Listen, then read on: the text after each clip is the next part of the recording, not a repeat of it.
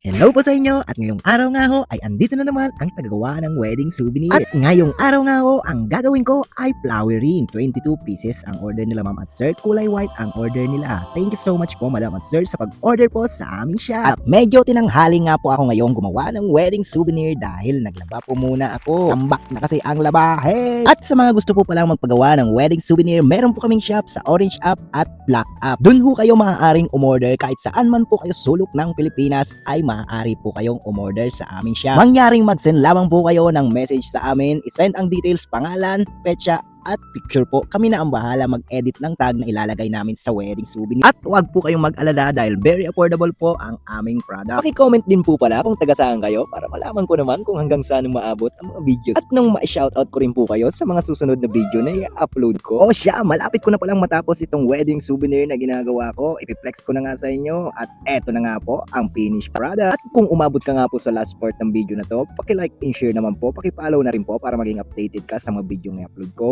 Maraming salamat!